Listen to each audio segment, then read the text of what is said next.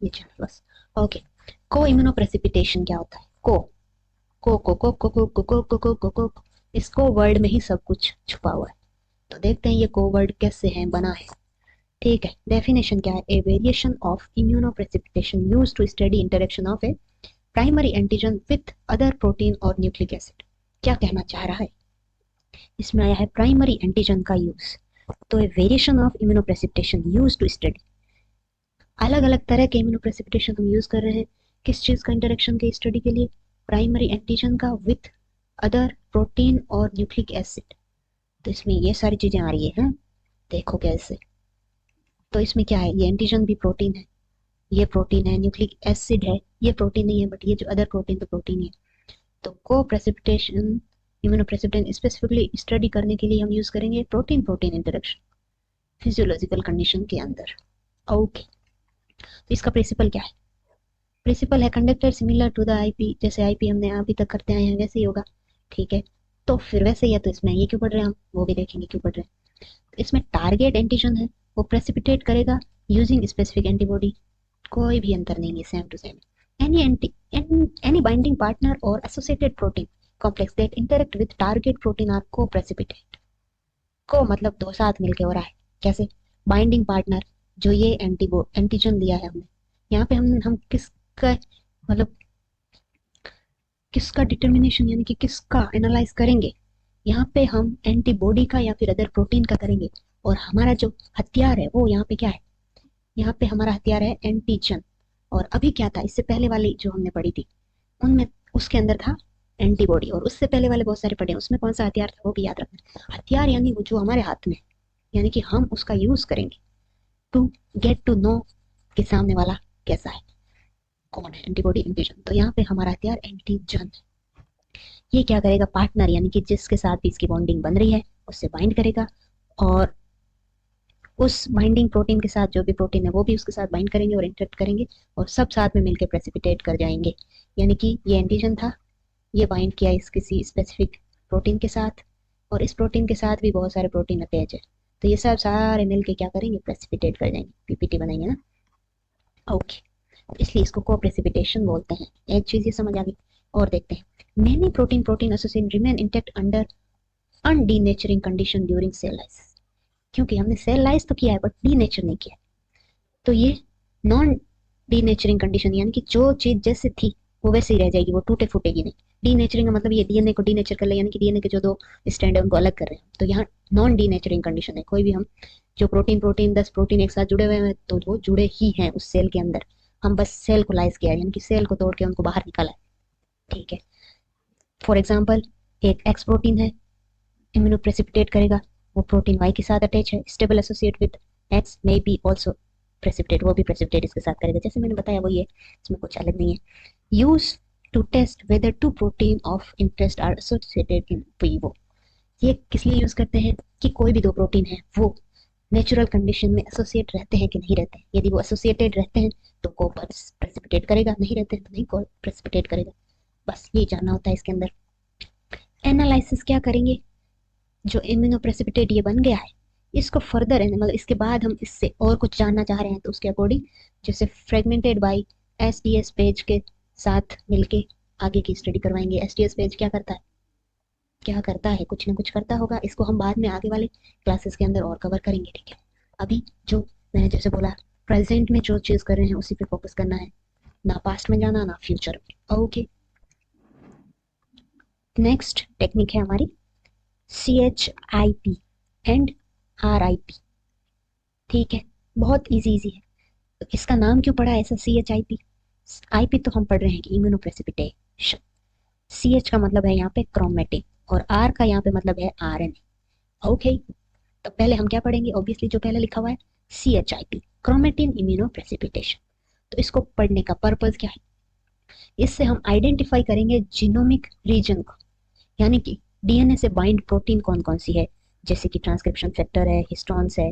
तो ये सब जानने के लिए कि जीनोम के रीजन कौन सा, जैसे ये क्रोमोसोम है, यहाँ पे है, यहाँ पे है, यहाँ पे है, कहाँ पे कौन सा प्रोटीन बाइंड कर रहा है, कौन सा ट्रांसक्रिप्शन फैक्टर कहाँ पे बाइंड कर रहा है, कौन सा रीजन इसके अंदर हिस्टोन है, कौन सा इसमें, सॉरी कौन सा रीजन हिस्टोन है ये तो पता चलेगा, बट कौन सा रीजन इसमें ट्रांसक्रिप्शन फैक्टर अटैच हो रहा है तो क्या हुआ, यूक्रोमेटिन है, हेट्रोक्रोमेटिन नहीं है। तो ये सब पता चलता है इससे। अब प्रिंसिपल क्या है, प्रिंसिपल है protein bound to the DNA are temporally cross linked. जो प्रोटीन डीएनए से बाउंड है वो क्या करते हैं, टेम्पररी उससे बाउंड करते हैं, परमानेंट तो बाइंडिंग होती नहीं है, ये तो पता ही है। ट्रांसक्रिप्शन फैक्टर ट्रांसक्रिप्शन करके हट जाता है, तो ऐसे ये प्रिंसिपल इस फंक्शन पे काम करता है। DNA is sheared before cell lysis, DNA को हमने शेयर यानी कि तोड़ दिया है सेल लाइसिस करने से पहले। ओके, फिर टारगेट प्रोटीन को हमने क्या किया है, क्रॉस लिंकिंग करवाई है डीएनए सीक्वेंस के साथ। ये था डीएनए सीक्वेंस, उसमें हमने क्रॉस लिंक करवा दिया है हमारा जो इंटरेस्ट मतलब हथियार था उसको, और ये अब इसके साथ मिलके क्या हो गया, प्रेसिपिटेट हो गया। अब हम क्या करेंगे, डीएनए की कौन सी सीक्वेंस है जिसके साथ ये वाले प्रोटीन अटैच हुए, है ना। ये वाले प्रोटीन कैसे पता, क्योंकि हमारा हथियार था, हमको पता था हमने क्या यूज किया। तो जैसे एंटीजन, जिस टाइप का एंटीजन लेंगे वो उसी टाइप के एंटीजन एंटीबॉडी स्पेसिफिक होते हैं। एंटीबॉडीज क्या होते हैं, प्रोटीन होते हैं, एंटीजन क्या होते हैं, प्रोटीन होते हैं, और ये बहुत ही एक दूसरे के लिए स्पेसिफिक होते हैं, हर किसी को ये मुंह नहीं लगाते। ये अपने पसंदीदा एंटीबॉडीज से जाके ही अटैच होता है, यानी कि यहाँ पसंदीदा हमने यहाँ पे अपने मर्जी के जो भी लिए हैं उसका पसंद का ही यहाँ अटैच होगा। तो हमको प्रोटीन तो पता चल गया है। अब हमको पता चलाना है कि ये यहाँ पे जो अटैच हुए थे वहां पे सीक्वेंस क्या थी। ठीक है, यहाँ पे क्या था, यहाँ पे क्या था, ऐसे सीक्वेंस। तो अब हम डी, ये तो हम पता लग गया एंटीजन बाइंड से। फिर हमारा स्टेप, हमारा मेन पर्पज यहाँ पे होता है ChIP, यानी कि CH का फाइंड आउट करना, यानी कि डीएनए का जो रीजन है उसको फाइंड आउट करना, क्या उसमें सीक्वेंस क्या प्रेजेंट है। उसके लिए हम क्या करेंगे, पीसीआर करेंगे, ताकि हमारे पास बहुत सारा मैटर हो सके। तो बहुत सारा होगा तो डिटेक्शन इजी होगा, सीक्वेंस करना इजी होगा, छोटी चीज को पकड़ना मुश्किल होता है ना, ऐसे। फिर उसका सेकेंड स्टेप है सीक्वेंसिंग करना। फिर माइक्रो एरे या कोई और एनालाइट मेथड का यूज करके उसकी पूरी उसके कि ये सच में यहाँ पे गलती से तो नहीं अटैच था या सच में यही अटैच होता है यहाँ पे प्रोटीन, तो ये पूरा एकदम स्पेसिफिक इसका जीन रिकॉग्नाइजेशन या रीजन रिकॉग्नाइजेशन हो जाएगा। इसका यूज कहाँ होता है, इसका एप्लीकेशन है कहाँ पे, एनालिसिस ऑफ इपिजेनेटिक मॉडिफिकेशन, यानी कि स्टोन और अदर कोई भी बाउंड प्रोटीन है उसको, उससे हमको पता चलता है कि यहाँ पे डीएनए सीक्वेंस तो बहुत सारे में सेम होते हैं, बट वहाँ पे डीएनए के ऊपर कौन सा प्रोटीन कौन से टाइप का ट्रांसक्रिप्शन फैक्टर आता है उससे उस पर डिपेंड करता है कि उसका फंक्शन क्या होगा। जैसे जैसे कि ATCG, ये किसी एनिमल के अंदर बना रहा है ब्लू कलर की आई, ये सेम सीक्वेंस किसी अंदर बना रहा है ब्लैक कलर की आई। क्यों, ऐसा क्यों हो रहा है, सीक्वेंस सेम है, फंक्शन भी कर रहे हैं, तो इसमें क्या होता है, जो इसके ऊपर जो ट्रांसक्रिप्शन फैक्टर आके अटैच हो रहे हैं वो इसको कमांड कर रहे हैं कि आपको कैसे फंक्शन कर रहा है, या फिर इसको इस पे मॉडिफिकेशन ऐसा हो गया कि इसको डीएक्टिवेट कर दिया। तो ये क्या है, ईपी जेनेटिक मॉडिफिकेशन, यानी कि जेनेटिक के ऊपर, यानी कि जेनेटिक का भी बाप निकल गया ये था ना। ईपी मींस होता है आउटर एंड जेनेटिक के अलावा, यानी कि सीक्वेंस तो वही है, फिर इसके अलावा क्या हो गया, अलावा कुछ और होता है, उसी को बोलते हैं EP genetic. Okay, study of gene and promoter specific binding for of regulated protein, जैसे मैंने बताया यहाँ पे हम क्या स्टडी कर रहे हैं, जीन से स्पेसिफिक जो प्रमोटर आके बाइंड कर रहे हैं वो क्या सेम है, अलग है, क्या है, कैसे, बस। ये थी ChIP की स्टोरी। अब आते हैं RIP की स्टोरी। RIP की स्टोरी सिंपल सी है, RNA यूज होगा इसमें, सिमिलर है ChIP के, बट यहाँ पे RNA बाइंडिंग प्रोटीन का बन, वहाँ ChIP में क्या था, डीएनए था, यहाँ RNA, RNA से या इंस्टेड ऑफ डीएनए के इंस्टेड पे हम क्या यूज करेंगे, RNA। अब RNA से बाइंड होने वाले प्रोटीन का पता लगा के फिर उस RNA सीक्वेंस का पता लगाएंगे। तो इसके अंदर पीसीआर था, इसमें RT-PCR होगा, इसमें cDNA सीक्वेंसिंग होनी, यानी कि डीएनए बना के फिर इसकी सीक्वेंसिंग करेंगे, बस इतना सा था, ये हो गया। अब इसके दोनों के स्टेप्स जो सिमिलर है वो देखें। फर्स्ट हम क्या करते हैं, सेल फिक्सेशन करते हैं, फॉर्म एल्डिहाइड यूज करते हैं। सेल फिक्सेशन क्यों कर रहे हैं, ताकि हम जिस मोमेंट पे उस सेल का एनालाइज कर रहे हैं या उस सेल मटेरियल का एनालाइज कर रहे हैं उस टाइम कुछ भी चेंज नहीं होना चाहिए। फिर वो चेंज होता जाएगा तो हमको क्या पता चलेगा, अभी पहले तो रिएक्शन कुछ आ रहा, येलो कलर का कुछ मटेरियल दिख रहा था उसमें, अब वो रेड दिख रहा है, ऐसा नहीं होना चाहिए। तो इसके लिए हम क्या करेंगे, पहले सेल का फिक्स करेंगे, और सेल फिक्सेशन के लिए हम यूज क्या करते हैं, फॉर्मेल्डिहाइड। ओके, फॉर्मेल्डिहाइड क्या कर देता है, रिवर्सिबल क्रॉस लिंकिंग एजेंट होता है। ये क्या कर देता है, यानी कि कोई भी क्रॉस लिंकिंग अब इसके बाद होने नहीं देता है, यानी कि ये प्रोटीन है और ये कोई मेटल है, ये इसके साथ बाइंडिंग करने के लिए रेडी है, और बाइंडिंग होने के लिए जो सारी चीजें चाहिए वो सारी प्रेजेंट है, बट अब फॉर्मेलाइड यूज कर दिया है तो वो उस चीज को रिवर्स कर देगा, यानी कि ये जो कंडीशन थी इसकी, यहाँ पे ये वाली कंडीशन यहाँ पे आके फॉर्मेलाइड आ गया है। तो अब इसमें कोई भी क्रॉस लिंकिंग इस फॉर्मेल्डिहाइड ऐड करने के बाद नहीं होगी, ना उसमें कुछ एडिशन होगा, ना ही उसमें कुछ मतलब नया कुछ नहीं होगा। जो सेल जिस कंडीशन भी थी उसमें फिक्सेशन का मतलब यही होता है, सेल को हमने जिस कंडीशन में लिया था उसी कंडीशन में उसको रेस्ट्रिक्ट कर देना, उसी जगह पे रोक देना। प्रोटीन डीएनए क्रॉस लिंकिंग को रोकता है और प्रोटीन प्रोटीन क्रॉस लिंकिंग को भी रोकता है। ठीक है, फिर है fixation, preserve interaction occurring in cell at that time, और उस टाइम पे जो भी रिएक्शन है उसको भी रोक देता है। बस सिंपल सी बात है। अब क्या है, क्रोमेटिन के हम फ्रेगमेंट बनाएंगे, क्योंकि अब बहुत लंबा सेगमेंट है उसको तो आप कैसे हैंडल करोगे, छोटा होगा तो हैंडल इजी रहता है ना।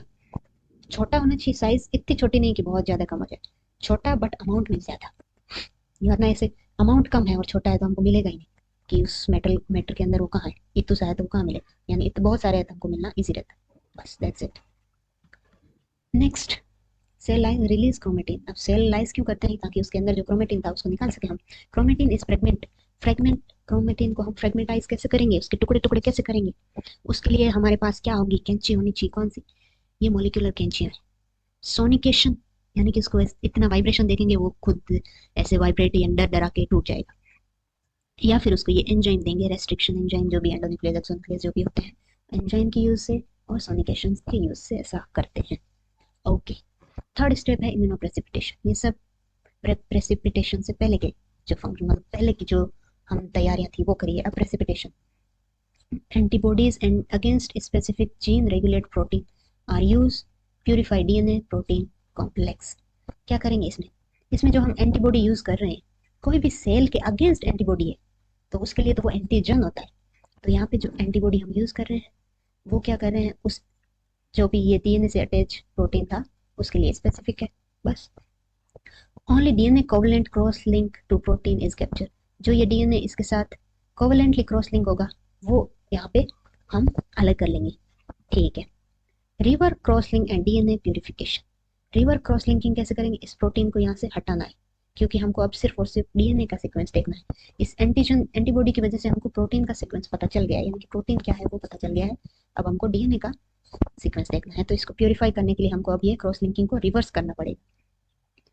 रिवर्स करेंगे और purify for the down stream analyse, मतलब इसके आगे वाले स्टेप के लिए ऐसा करते हैं। बस ये था इसमें। तो फिर डीएनए एनालाइज कैसे करते हैं, इसके अंदर अलग अलग एनालाइज करने के मेथड है। डॉट प्लॉटिंग हो सकता है, सदन ब्लॉटिंग हो सकता है रेडियो लेवल प्रोब के साथ, माइक्रो एरे हाइब्रिडाइजेशन हो सकता है फॉर जीनोम वाइड मैपिंग के लिए। तो ये बहुत सारे जो चीज जिस चीज का हमको एनालाइज करना है उसके अकॉर्डिंग इन आगे वाली टेक्निक का यूज करेंगे और सीक्वेंसिंग करेंगे। अब इस टेक्निक का एडवांटेज क्या है और यूज क्या है, ये स्नैपशॉट लेता है। स्नैपशॉट का मतलब होता है रियल टाइम, उससे टाइम में क्या चीज चल रही है उसका वो हमको इमेज देता है। जैसे protein protein interaction, sorry protein protein interaction और प्रोटीन डीएनए इंटरेक्शन एक स्पेसिफिक टाइम और पॉइंट पे किस किस टाइप के प्रोटीन प्रोटीन के बीच में हो रहा है, किस टाइप के डीएनए प्रोटीन के बीच में हो रहा है, ये बताता है। ओके, और ये यूजफुल है kinetic analysis of chromosomal event in vivo, यानी कि इसमें काइनेटिक यानी कि कम टाइम में ये जल्दी चीजें बता देता है कि इन विवो यानी कि in living in natural condition chromosomal event क्या क्या हो रहे हैं, कि अभी ये डीएनए से ये प्रोटीन जुड़ा है तो अभी इस प्रोटीन जुड़ने की वजह से डीएनए है वो ये वाला आगे प्रोटीन सिंथेसिस करेगा, यानी कि आगे इसका एलिमेंट ये बनेगा, ये सब बता देता है। Genome wide mapping of binding site, mapping करने के लिए यूज होता है कि वहाँ पे जो बाइंडिंग साइट है वहाँ पे क्या मॉडिफिकेशन हो सकते हैं। पोस्ट ट्रांसलेशनल मॉडिफिकेशन, हिस्टोन कहाँ कहाँ अटैच हुए हैं, किस टाइप से अटैच हुए हैं, हिस्टोन में क्या क्या वेराइटी है, हेट्रोक्रोमेटिन में हिस्टोन कैसे है, यूक्रोमेटिन में हिस्टोन कैसे है, ट्रांसक्रिप्शन फैक्टर कौन कौन से कहाँ पे अटैच है। फिर है क्रोमेटिन मॉडिफाइंग एंजाइम, कौन कौन से ऐसे एंजाइम हैं जो क्रोमेटिन को मॉडिफाई करने में हेल्प कर रहे हैं, जैसे कि इपिजेनेटिक्स का ये सारे पार्ट होते हैं। ओके, अब हम नेक्स्ट क्लास में इम्यूनो एसे के बारे में पढ़ेंगे। तो ये था हमारा आज का लेक्चर। तो आज हम देख लेते हैं हमने क्या क्या अभी तक कवर कर लिया, ये बता देता हूँ आपको। ये हमारा कवर हो चुका, ये हमने आज कवर कर लिया। तो अभी हमारे पास क्या बचा है, ये बचा है, ये बचा है, ये बचा है, बस 3 टॉपिक और बचे हैं। बहुत ही इजी इजी से टॉपिक है और अभी तक हमने जो पढ़ा है उसी से चीजें उठ के यहाँ यूज होगी और उसका यूज करने का तरीका अलग होगा। बस तो देखते हैं नेक्स्ट क्लास में हम कि ये मेथड क्या है, कैसे काम करता है। ओके।